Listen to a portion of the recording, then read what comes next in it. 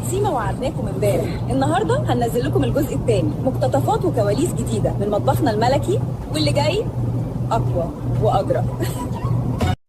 اسمعوا عوا، الملكة أصدرت قرار ملكي لا تراجع فيه. يا شعب مطبخي العظيم، من النهارده مملكتنا مفيش فيها خضار ولا فاكهه عاديين، اي حاجه هتدخل مطبخي هتوج ملك او ملكه فرحة بتبدأ من المطبخ المجنون. يا ست الكل جاهزين نطبخ؟ انا مسخن نفسي من دلوقتي. اعتراض يا سيادة القاضي، قارورة المية المبجل. انا اللي ممشي نص البلد دي على رجليها.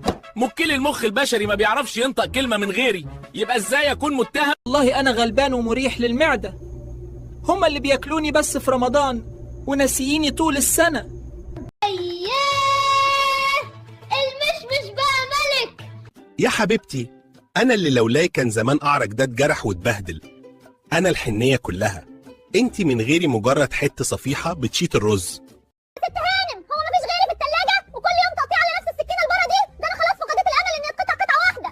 سن السكاكين يا ست الكل. ايه ده يا ست هانم؟ التقطيع العشوائي ده؟ انا مش كيس زباله، مره كبيره ومره صغيره، ده انا شكلي كده مش هيستوي مع اخواتي. اتعلمي تقطيع الخضار كويس يا ست الكل. ايه هي اللي بتعمليه في البصل ده؟ ده تقطيع ده ولا تنتيش؟ عصافير. انا سكينه شيف محترمه، مش مقص قماش. يا نهار هتولع في البصله بتعيط من القهر.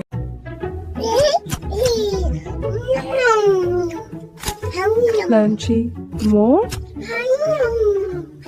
Yummy tummy. Here you go, little chef. Tasty? Thought so.